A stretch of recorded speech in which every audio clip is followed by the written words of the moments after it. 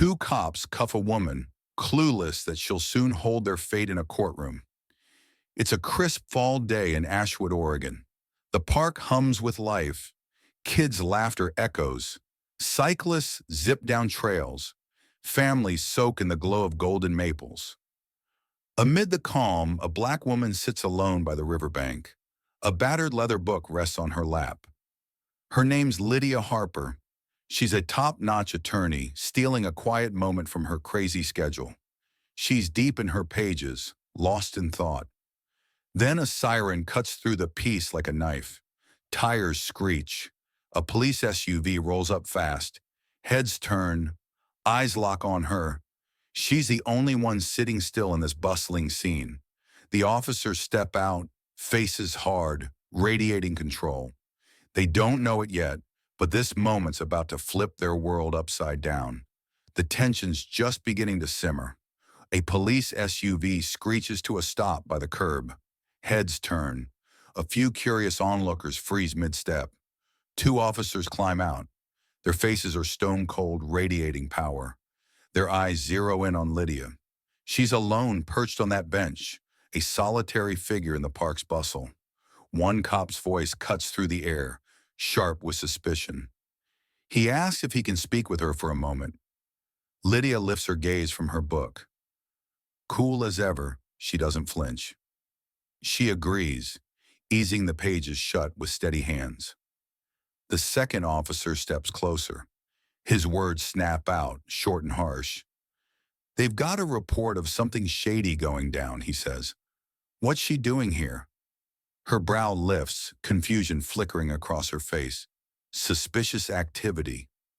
She's just reading, she tells them. She holds up the book like it's evidence. But their stares don't soften. They're locked on her, unyielding. A shadow falls over the bench. The first officer's voice booms, cold and firm. He wants to see some ID. Lydia's heart kicks up a notch. She keeps it cool, though. She asks why they need it, her tone steady as steel. The second cop shrugs it off.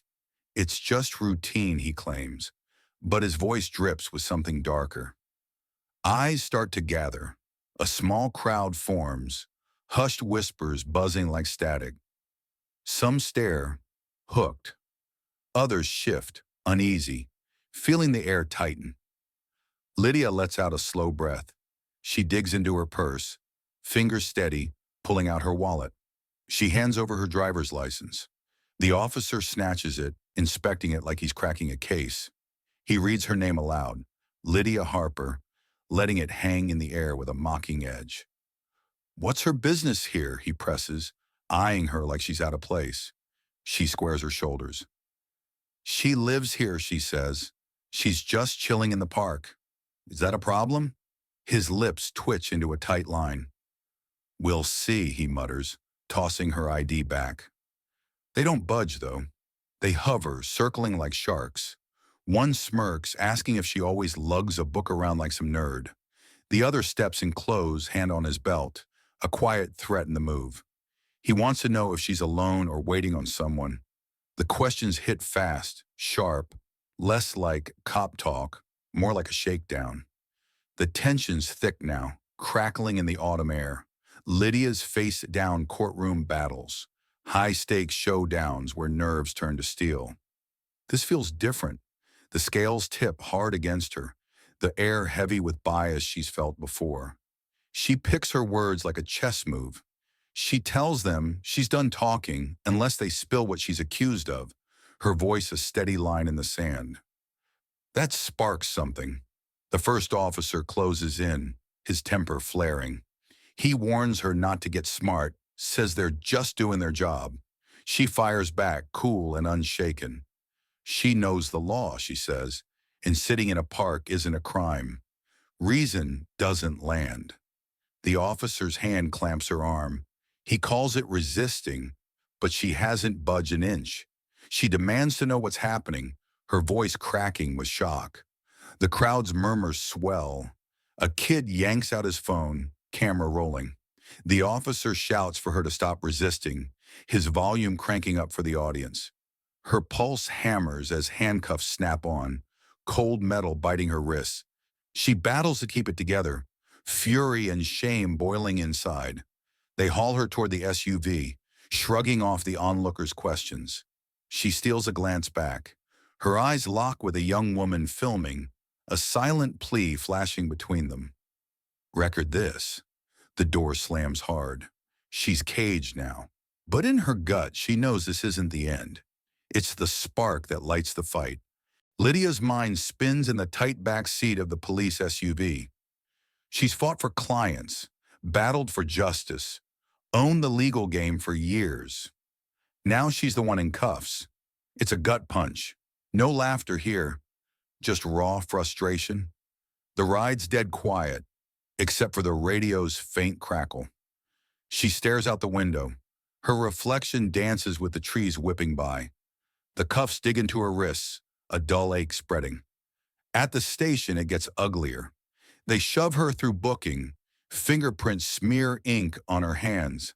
A camera flashes in her face. Every step designed to break her down. They march her to a holding cell. Harsh fluorescent lights buzz overhead, relentless. One cop smirks as he slams the door, telling her to enjoy the stay. She drops onto the cold bench, her hands locked together, gripping tight. The park flashes back, kids laughing, leaves glowing, her book in hand. How did peace twist into this mess so fast? The truth hits like a brick. Bias. It's always been there lurking. She clenches her jaw. This isn't just a bad day. It's a reckoning brewing. Time crawls in that cell. Hours bleed into each other, heavy and slow. Finally, a young cop strolls up, clipboard tucked under his arm. He tells Lydia she's charged with resisting arrest and obstructing an officer, his voice flat, like he's reading a grocery list. She fires back, asking what the hell that's based on, her edge cutting through the stale air. He shrugs. She can hash it out in court, he says, then turns and walks off. She lets out a long breath, slow and deliberate. Her mind shifts gears. Those charges, flimsy as hell. She knows it. But this fight won't be a cakewalk, never is for cases like hers. Hours later, bail sets her free. She steps outside. The night air hits her face, crisp and cool, a jolt after the suffocating station. Tara's there, waiting by the curb. Her friend rushes over, calling her name, worry carved into her features. She asks if Lydia's okay. Lydia nods, but a slight shake in her hand sells her out. She says she's fine, though it sounds thin, even to her. They pile into the car. Tara's eyes flick over, waiting. Silence hangs thick until Lydia cuts through it. She's not letting this slide, she tells Tara, voice low and firm. Not this time. Tara's grip tightens on the wheel. What's the move, she asks. Lydia's answer comes hard and clear.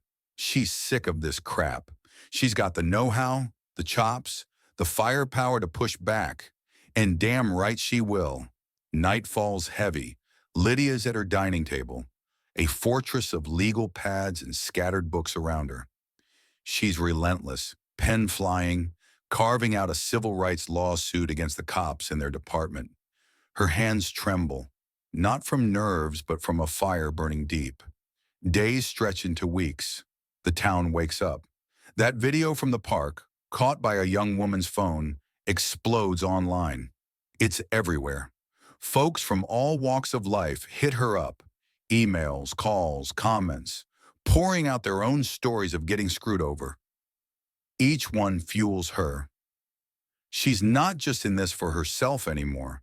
She's carrying the torch for every voice crushed, every soul dismissed. The weeks after her arrest, a whirlwind. Emotions crash like waves. Work never stops. Her firm hesitates, worried her big case might smear their shiny rep. She doesn't blink. She lays it out, cool and unshakable. This isn't about her ego. It's about drawing a line in the sand. That viral clip doesn't just tell her tale. It lights a fuse.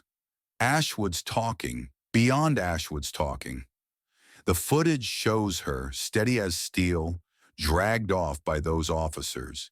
It's a battle cry against the bullshit. Reporters blow up her phone, begging for a soundbite. She shuts them down. Fame's not the goal. Her sights are locked. Nail those cops. Expose the rot in the system letting this happen. Darkness settles over Ashwood. The world hushes, but the weight slams into Lydia hard. She's back there. The sneering voices, the cuffs biting her wrists, the crowd's low buzz haunting her. It could have gone south fast. That thought twists her gut. Still, it lights a spark. One night, she's hunched over her laptop, digging through files. Tara swings by, takeout bags in hand. She sets them down, but Lydia's eyes don't lift. Tara's voice cuts through, soft but firm. She's been at it for hours, she says. Lydia doesn't flinch. She's got no choice. She shoots back, fingers still flying.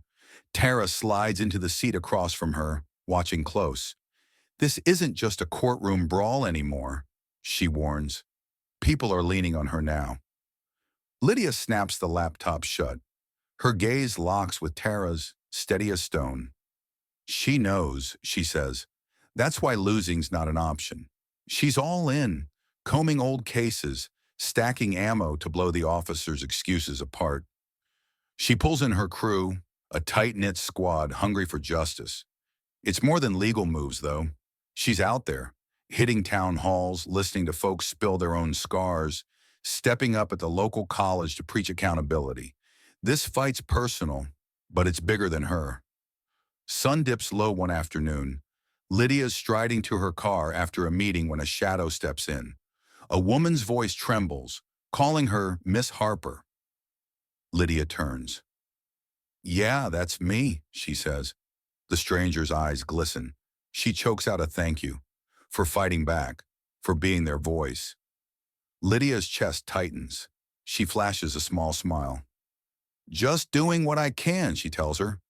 The community's got her back. A double-edged sword. It lifts her up. It piles on pressure, too. She can't drop the ball. Then her phone buzzes. Her attorney's on the line. The cops she's suing, they're trying to kill her case, filing a motion to dismiss.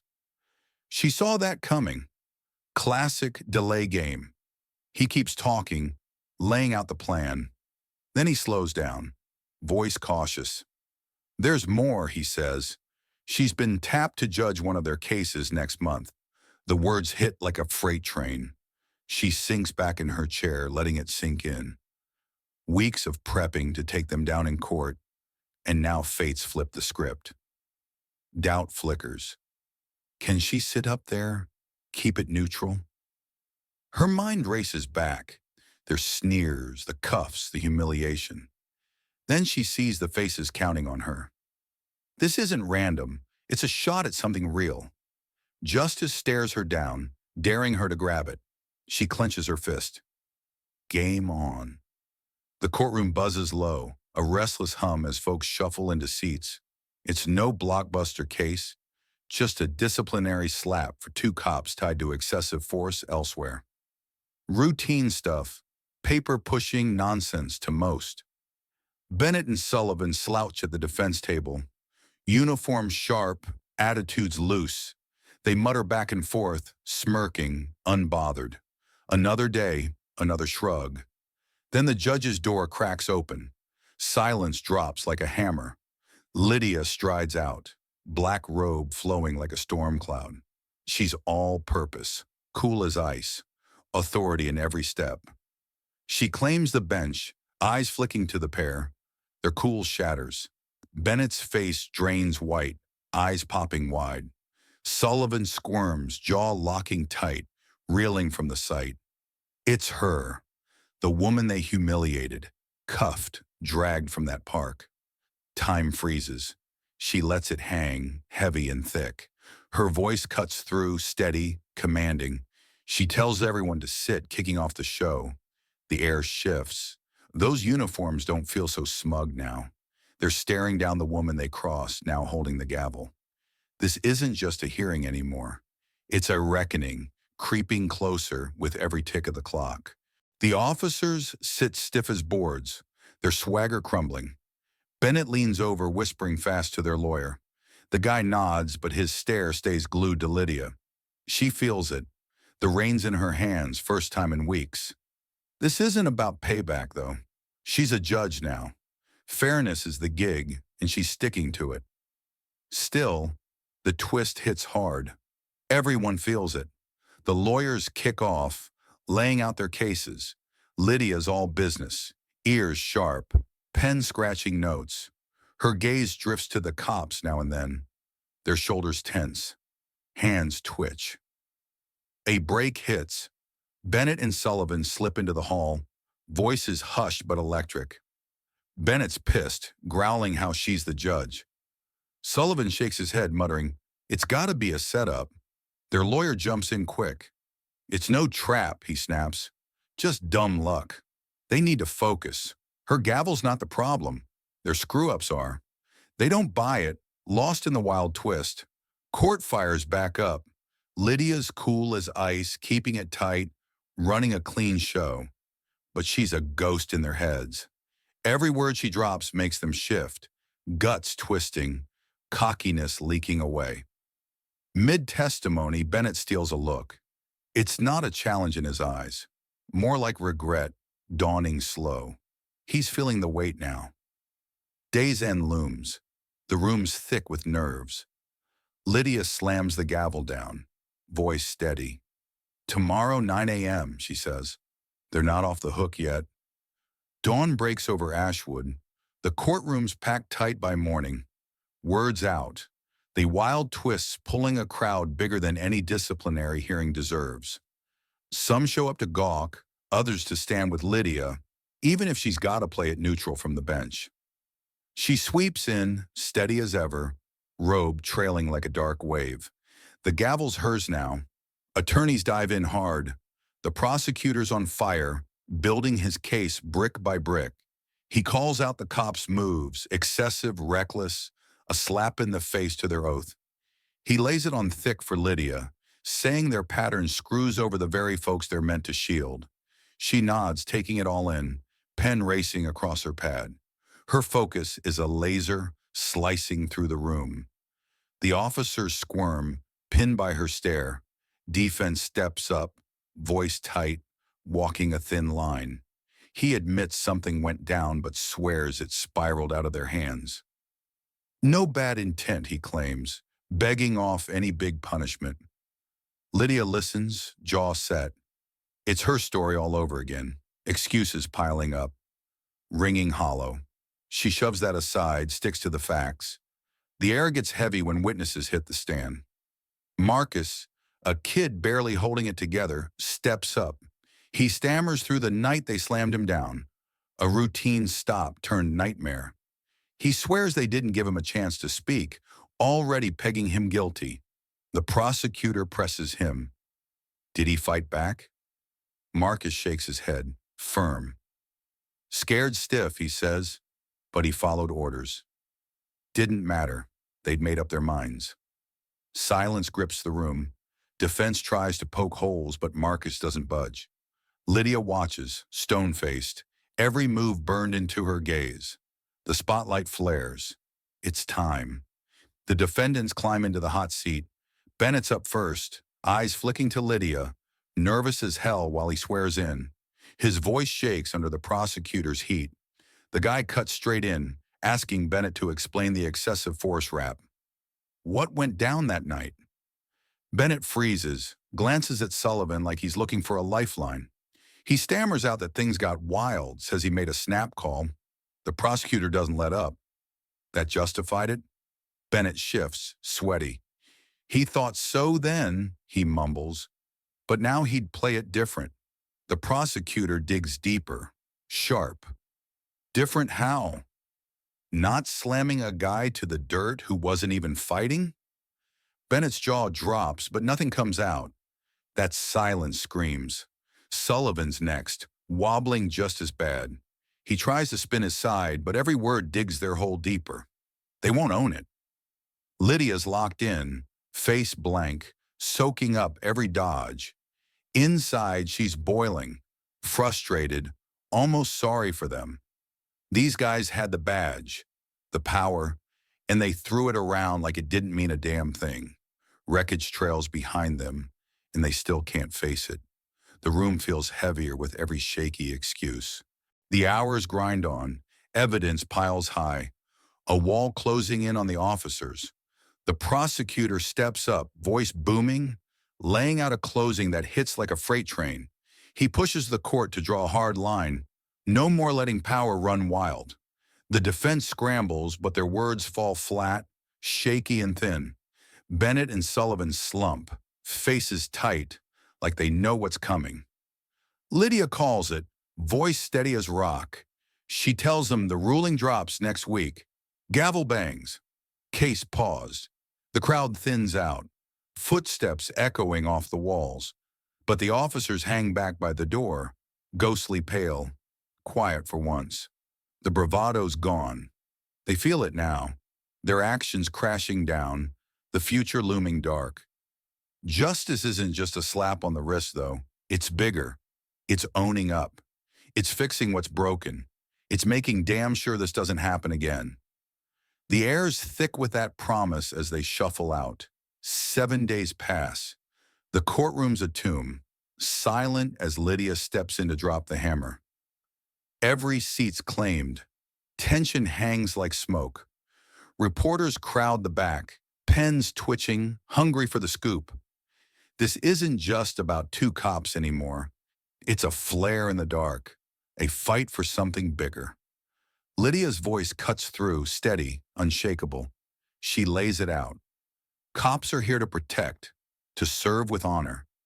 When they cross that line, trust cracks, pain spreads deep. This case rips it wide open, she says. She pauses. Her eyes sweep the room. Bennett and Sullivan hunch at the table, heads down, pinned by her words. The evidence doesn't lie, she tells them. They went too far, broke their own rules.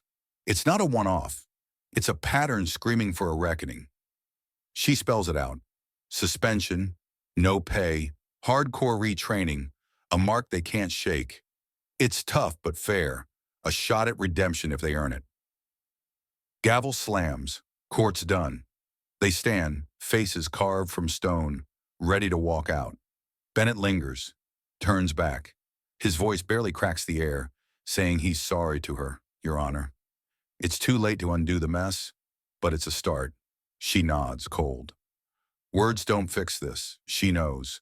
Actions do. The room holds its breath as they fade out. The courtroom empties slow.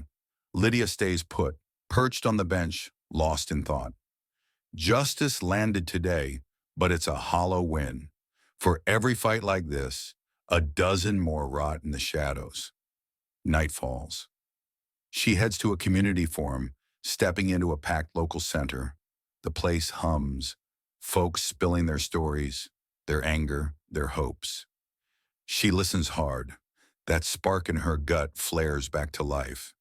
An old woman shuffles up after, voice shaky, grabbing Lydia's hand. She whispers thanks, says what happened in court means the world to them. Lydia's smile is soft. She tells her it's just the beginning. Plenty more to do. A week rolls by. She's in the thick of it, meetings with community big shots, cops, activists. She throws her weight around, pushing hard for change. Transparency's the word. Accountability's the goal. The case doesn't stop in Ashwood. It's a wave crashing across Oregon. People rise up loud and pissed, demanding rules that play fair, that level the field. The fight's alive now, and she's right at the heart of it. Lydia's not chasing glory here. This is about shielding others from the hell she walked through. The justice grind never quits. Long, brutal, relentless. But days like this, they prove change can creep in, slow but real. One afternoon, she's out front, courthouse steps under her feet. Young activists gather below, voices rising, calm but fierce. Hope flickers in her chest. The system's a mess, far from perfect. Still, enough people shouting can nudge it forward. That's the kind of justice she's after, the kind worth bleeding for. She lets the thought settle, solid as stone. Then the call goes out. If you're all in for accountability, for shaking things up, hit that subscribe button. More stories are coming, ones to wake you up, push you to move. Let's team up, turn this world into something fairer, one fight at a time.